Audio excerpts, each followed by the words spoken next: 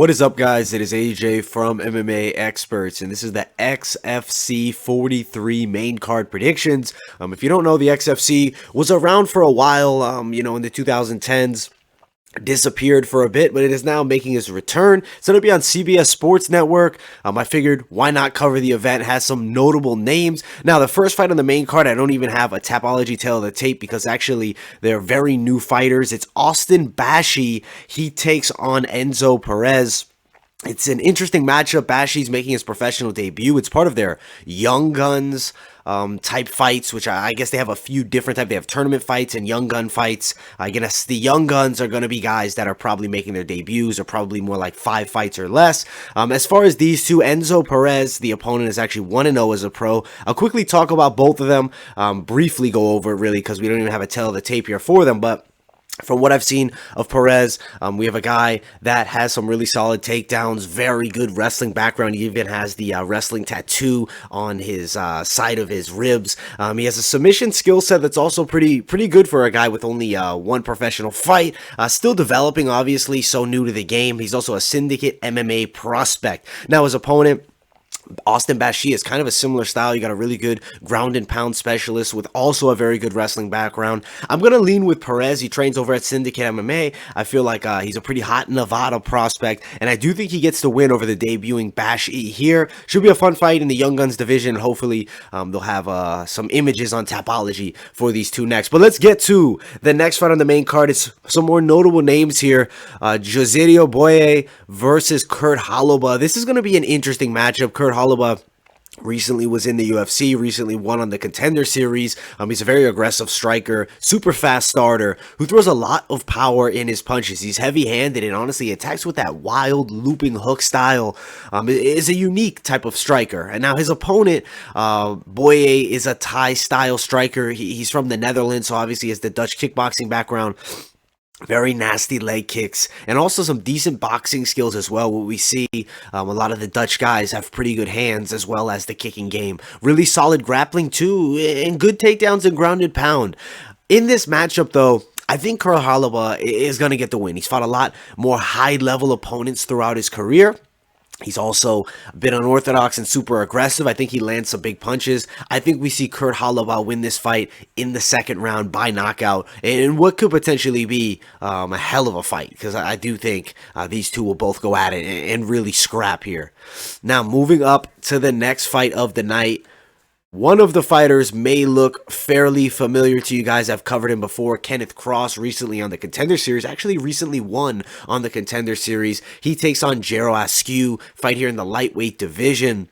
With Kenny Cross, you have a southpaw with a unique style. I would definitely say a bit unorthodox. Likes to keep that lead hand very low. Honestly, both his hands pretty low throughout most of the fight. Has a very dangerous straight left hand. And honestly, his clinch work is pretty solid as well. And he is a decent wrestler too. His opponent here, honestly, I'm excited to see in this fight here. I mean, yes, not super known or super high level, but he is good. He's a rangy striker, very skilled with his kicks, and he moves very well. Has fought in the Alaska Fighting Championship, which is their premier league in Alaska. He's super quick. Has a really bouncy style too, and in the Thai clinch, he's pretty nasty with his knees. In this matchup here, we have two good strikers going at it. I think Kenny Cross is going to get the win. He's been looking very good as of late, on a solid win streak as well. I'm thinking second round knockout victory for Kenny Cross over Askew in this matchup here. Now, moving up to the co-main event of the evening, I think most of you will probably recognize both of these females. Both are fairly notable. Jessica Aguilar was once the World Series of Fighting champion. She also fought in Bellator. I mean, she's been around. She's a UFC veteran, recently released from the Octagon. Danielle Taylor, her last UFC fight was actually a loss to Weili Zhang, who's now the champion in the women's strawweight division. So it's kind of interesting. She was released against fighting, probably the best fighter in that division, or at least, one of the best, with Rose Namajunas potentially challenging for the title. But currently, the champ. That was her loss, and she was released off that. is coming off a loss in King of the Cage, though. But she takes on Jessica Aguilar, who also was recently released from the UFC, had some losses as well. Is an older fighter at 38 years of age, but I mean, she's a very good pressure striker with solid hands, really aggressive from the start, and she likes to close distance with flurries of punches. You know, her wrestling is not bad either. And if she's on the ground, she'll definitely attack with some submissions here. Now, her opponent, Danielle Taylor, is a Thai-styled striker, very square stance, and really moves well, though. I mean, she has some good power in her punches and really nice kicks. I mean, against Weili Zhang, obviously she didn't look super fantastic, but she did hurt Zhang with one big shot. So she does carry a solid punch. I think the younger Danielle Taylor actually gets it done in this matchup against Jessica Aguilar. Aguilar is older. I don't know if she's necessarily a shot fighter, but she's definitely taken her fair share of damage, and I think Danielle Taylor wins this fight by a unanimous decision here. Now, moving up to the main event, or rather, yeah, this is the main event. Wow, this is the one. We made it to the main event already. I'm excited to see this main event, honestly. It's between a pretty notable fighter, Andre Soukhamthath. He takes on Guermo Ferreira. This should be an interesting matchup in the bantamweight division. I'll first talk about Ferreira. He's actually an XFC veteran. He fought with them, you know, a few years back when they were still consistently doing events. He's a very nasty Thai-style striker, super aggressive, and he really tends to start fast. Has some really good leg kicks, also solid with his hands as well, and you really need to watch out for his overhand right. He usually likes to set it up with a jab or a lead hook, but he does have a questionable gas tank, which is something to worry about here against Soukhamthath.